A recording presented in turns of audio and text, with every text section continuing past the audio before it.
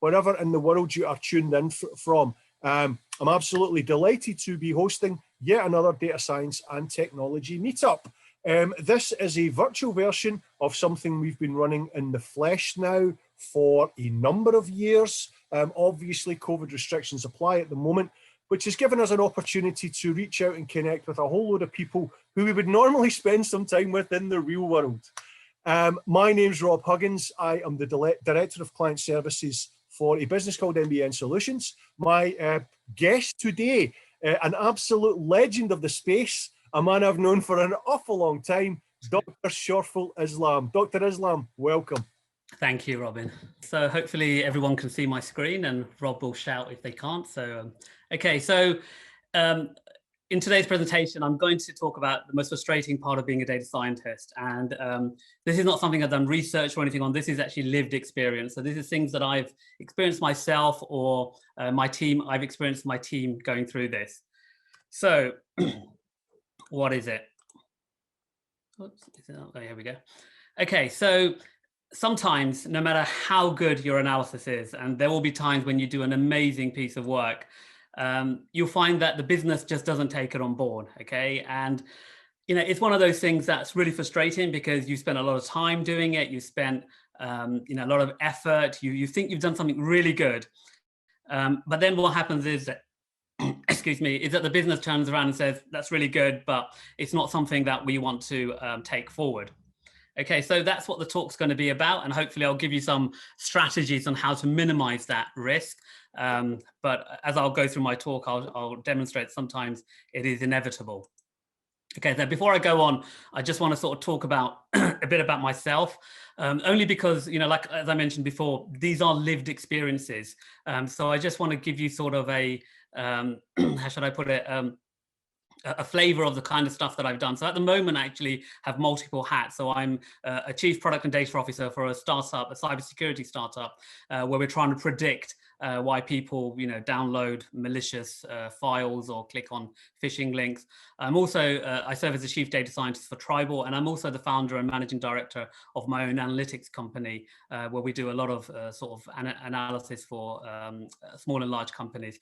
In the past, I've worked for both client side and agencies, and I've worked for some large brands. And, you know, no matter where I've worked, I found that this frustration happens both in large and small companies. And for those of you who know me, I have a PhD in psychology. So everything I look at the lens of a psychologist, trying to understand why it happens. You know, are there any theories that could explain why it happens? And then finally, you know, I started my career as a researcher in health psychology, and I worked primarily in the NHS and government for a few years before I moved into the commercial sector. Okay. So I'm going to tell you, it's always good to start these things with giving you a personal story of how I encountered this frustration. So what happened was that I was working in an NHS trust, and this is one of my first jobs, and you know, fresh PhD graduate, I think I knew everything, and I could solve the problems of the world. So the brief was to find out what the contributing factors for children attending pediatric ambulatory care. So PACU, as it's called, is like an outpatient for children. It's like an A&E for children. So it's only outpatient. They have all the specialists there who deal with children. So they're seen within the day and they aren't admitted to hospital. So what I did was, you know, typically they would have done analysis based on running surveys and things. I thought I would look at the actual patient administration system in PACU, and that contains things like, you know, details about the patient, the child themselves, where they're from. It also has details about their GP, where the GP is, and other kind of things. And what I found was actually one of the biggest factors why children attend pediatric ambulatory care is because of what GP they go to, which I thought was, wow, this is amazing. This is fascinating. I'd never heard the team that I work with talk about it. So, you know, I carried on my analysis through that route.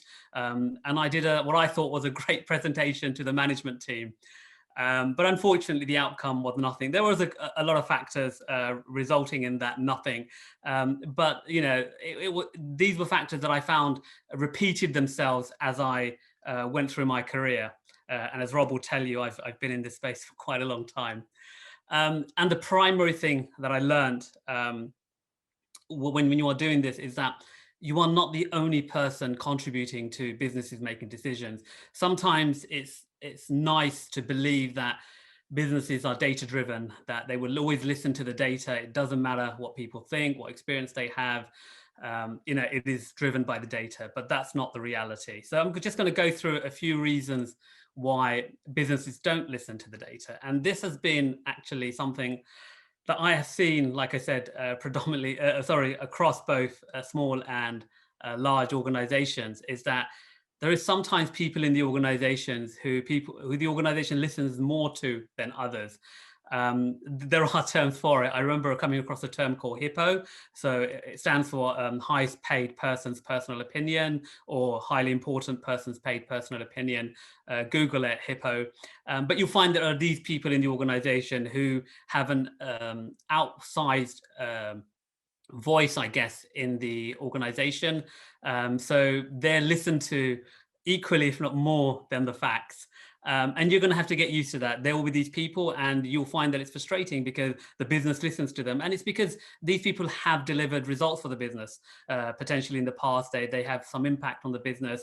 They're either very senior, which means that everybody thinks that because they're senior, that their opinions are correct, even if it's contrary to the facts. So there are these people in the organization. You will come across them. You need to understand and respect their opinions and try, hopefully, bring them on side if you want your work to be listened. Another reason I found was that the business is just stuck in its ways. Okay, some businesses, especially older businesses who have probably been going for more than 2 or 3 decades, have a great business model. They make a lot of money. And you coming up with new ideas from the data, they potentially don't want to listen to it because they're thinking, well, we're so successful as we are. We don't need these new ideas coming from the data. This great piece of insight, we'll listen to it, but we'll park it, we'll carry on because we're actually busy. We're busy doing what we're doing because we make money from what we're doing. So we're going to continue to do that. The other thing is you find that businesses don't take risks or they don't like taking risks. So sometimes you might come up with a solution or a piece of analysis or a piece of insight that's quite risky. It might say something like, what, we could do this. And it's totally against what the business has done or what its competitors have done. And the people running the business are like, that's great. But it's just too much for us. It's not a risk we can take. And this is something that I've actually experienced when I moved from the public sector to the commercial sector. Is that I came up with ideas, I did the analysis, I looked across the competitive landscape, and I said, look, we should be doing this for some of the companies I worked for or consulted for, and they were like, it is a great idea, but it's not for us. It's not something that we would do. The other thing is sometimes it's not viable. That could be financially viable. It could be operationally viable. It's just not viable. So the idea is great. Everybody acknowledges it's great. But you find that, it's just not something that the business could implement easily. And then you have industries which are heavily regulated, so like telco and utilities. You'll find that they have a lot of rules and regulations that govern what they can and cannot do. So when you're doing your analysis, you need to be mindful of that, because if you work in those sectors or you work with those kind of companies, you'll find that a lot of what you do may not be able to be implemented, not because the business doesn't love the idea, but because there are rules that they have to adhere to that govern how they operate. So it's always worth making sure that those things do not apply to you. And then you have the thing that I think a data analyst, data scientist need to be very mindful of is that you're only one piece in a very complex decision-making process, okay?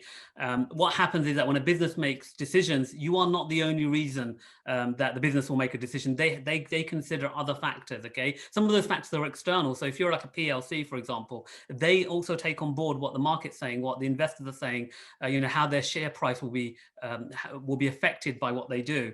If they're startups and they've got VC funding, then they listen to their VCs to understand what they need to do in order to make sure they get their next round of funding. So even though your work may be brilliant, you need to understand that you are not the only reason that organizations make a decision. So that's sort of outward things. There's some things that you need to look inwards as well, because sometimes, you could have a good idea and you could find that the business doesn't listen to you because you've probably not done certain things. And I'm only going to touch on a few things. The one that I found the most common is that could you have misunderstood the brief? Okay. I found a lot of the time I have analysts who go off and do analysis because they think they understand what the business wants, but they haven't truly, and then they'll come back with, findings or results that even I know is not right, because that's not what the business wants. So make sure that you haven't misunderstood the brief, or misunderstanding could be a reason. The other thing is, did you consult others? Okay, sometimes you might think, if I did this, it'd be brilliant for the business, and off you go to do it. But you do need to think about, have you consulted others? Because, like I said, you're not the only reason why people make decisions in a business. There are other factors that play a role, and you need to make sure that you are thinking about those factors. Then last thing that I want to mention is that did your presentation or the way you present capture their imagination? This is quite important, and it's very important for people who are starting off in sort of the data space. Is that a lot of the time, it's temptation to present a lot of technical finding, to present things in a very technical way or in detail, and sometimes it may be too much. Sometimes simplifying it and elevating it upwards, may be the solution to capturing people's imaginations, especially if you have something interesting to say, and things that you think that are that of value to the business. So don't make sure that it's not because you weren't able to present well that your findings weren't taken on board. Okay, so I've told you sort of, what are the barriers, what are the sort of issues that you could come across, and the challenges that you could come across. So hopefully I'm going to now talk about a few strategies that you can do, and sort of give you sort of practical tips on how you can go about doing it. Now, as mentioned on this slide, you can reduce these risks, but you can't totally eliminate them. And I think it's worth bearing that in mind as you're going through this. Okay, so the first thing is take time to build relationships. Okay, this I find, again, doesn't matter what level in your career you are, as you are going through your journey as a data analyst or a data scientist, you need to build relationships. Now, this is not to make friends. This is not because I want to be the most popular person in the company. I'm going to go off and talk to everyone and have coffee with them.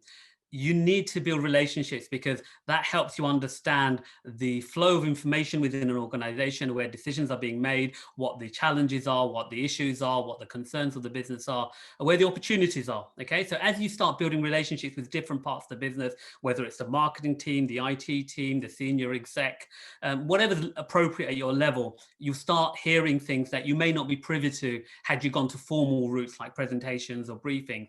Through these informal relationships that you build, what you will understand is what people are talking about within the organization, where the opportunities lie, and that will then help you provide context when you are told to do something. Okay, because you might be given a brief that says, look, we want some insights from this data. And that's really broad, but if you've already got a relationship with people, you can approach them and say, look, I've been given this by the product team. They want some insight. And the person could say, oh yeah, it's because we want to know if we can make the journey more engaging. That's why they want to analyze that data. Now, if you've already built those relationships, that's brilliant, because now you don't have to start from scratch when you've got a brief. You can actually go and talk to people that you already know. And like I said, you're not building these relationships because you want to be the most popular person in the company, which is nice to be, but it is also to make sure that you can do your job effectively. So the first thing I would suggest you do, to minimize the risk of your work not being taken on board, is to build relationships. The next thing is, like, as I mentioned before, is that take time to understand the brief. And if that means going back to the person who gave you the brief just to clarify that you've understood it correctly, do so. Okay, those few minutes that you take can save you hours, if not days, of going down a route that you find is a dead end or is not what the business wanted. Okay, and it is fine to ask for clarification, even if you're junior. Don't think that everybody understands what everybody says. It's not the case. Even I now go into meetings where I'm sometimes confused because people are using words or terms that doesn't align to how I understand them, or sometimes I've never even heard of them. It is fine to ask questions, okay? And I always find that if you get a brief, send an email or do a quick call and replay the brief back to the person, okay? Say to them, look, thanks for this brief. This is what I understand. And then if you replay it back in your own words, the person can then either affirm or not confirm your understanding, because if you haven't understood it, they'll say, no, that's not what I meant. And it's brilliant because you've now saved yourself a lot of time in trying to do a piece of analysis that you've misunderstood, the brief in the first place. The next thing is make sure you have the right data. Okay, now this may sound like an understatement, but sometimes businesses don't know what's possible with the data. They think as analysts you can do magic. Okay, so here's some data, do something, and you can solve the business problem. Okay, it's not always the case. Sometimes the data doesn't exist, okay? Or sometimes you may not have the direct data, there's proxy, or sometimes the business thinks it has the data, but it doesn't. Or typically, as in most cases, the data is not of a good quality that you can do the analysis with. So, if you have already built relationships, you've understood the brief, then you know what kind of data you need, okay? And you should be able to ask the right people within your organization, especially if you're new to the data, if this data is what you think it is. If you've been in the organization for a long time, you should really know what data you have and what is possible and what is not possible. And if you don't have the right data, then when you are replaying the brief, as I mentioned in the previous slide, you can then say, look, this is what you want from the brief. Unfortunately, we don't have this data, but give them an option. Say to them, we may not have this data, but we have this data, which is similar or a proxy, or we could answer it in a different way. Are you happy? And if they're not happy, if they're like, oh, I didn't realize that, then that's it. The brief will be terminated. But if they're happy, then they'll say, yeah, okay, great. If you can answer it differently, that would be great. I just need an answer to a broad question that I've been given.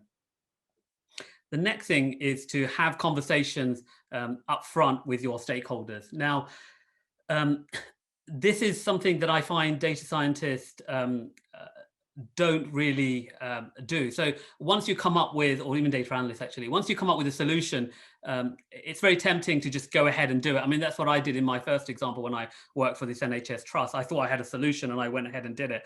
Once you have a solution, okay, go and speak to the stakeholders. If it's going to impact marketing, go and speak to them. If it's going to impact product or if it's going to impact tech, go and speak to them and say to them, look, I've been asked to do this brief. This is this is the approach that I'm going to take. This is the methodology. This is the analysis. This is what I hope to find and how it could impact your part of the business, okay? And have that conversation up front with stakeholders, because then what will happen is that you'll either see where the barriers are, where people are disengaged, where people potentially won't change or take on board that. And like I said, going back to the types of people in the organization or the structure of the organization, if they're really busy, what you might find is that there are people who, no matter what you do, are not going to listen. So if you know that, you can either engage with them and try and build a relationship with them so that you take them on the journey as you're doing the analysis, or you can speak to your senior manager or your stakeholder and say, look, I presented this to the marketing team and so in the marketing team just didn't like the idea. I think it's the best solution. The rest are happy, you're happy, but I think this person just hasn't bought in. What can I do about it? And get help and advice on how you can not necessarily deal with it, but how you can address their concern and issue so that you can actually get them on side. And then obviously, when you've got people on side, because you've had those upfront conversations, keep them updated with progress, okay? Again, something that data scientists and data analysts don't typically do, which is, they just like to go get ahead with the analysis because you're busy, everybody's busy, you haven't got time, getting meetings in diaries is really hard. But sometimes, if you can't physically meet them, send an email, say, look, I'm in this stage of the analysis, it's going well, I need a few more weeks, and if you find anything interesting or you need anything that people need to agree on, then give it to them. Tell them, I just need agreement on this. I'm going to do lifetime value across 24 months as opposed to 18 months. Is everybody happy with that? Or I'm going to do,